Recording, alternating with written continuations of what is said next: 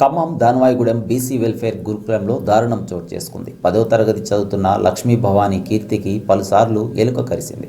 దీంతో ఆమె కాళ్ళు చచ్చుబడి గుండె వేగం పెరగడంతో ఖమ్మంలోని మమతా హాస్పిటల్కు తరలించి చికిత్స అందిస్తున్నారు.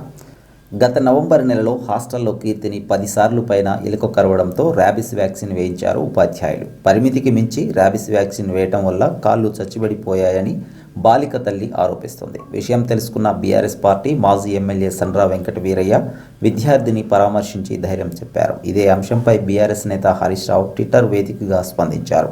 ప్రభుత్వ నిర్లక్ష్యం వల్లే ఈ ఘటన జరిగిందన్నారు. ఆమెకు మెరుగైన వైద్యం అందించాలని డిమాండ్ చేశారు.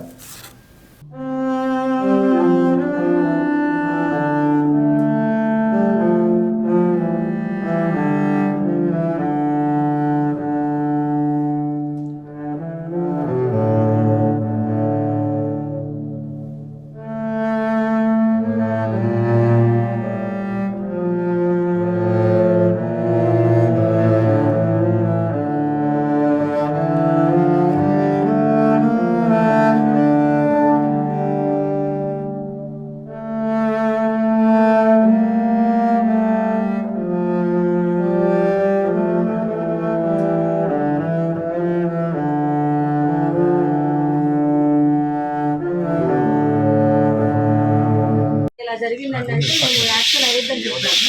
మన నవంబర్ లో మళ్ళీ కలిసింది ఈ పాపకి దాదాపు 10 times అదే హాస్టల్ గురుకుల హాస్టల్ 10 సార్లు వ్యాక్సిన్ వేశారు. నిన్న ప్రిన్సిపల్ అడిగితే నిర్లక్ష్యం సమాధానం చెప్తారు అంటే ఉన్నట్టు లేదా టీసీ మేడం మీరు మదర్ మీరే కదా?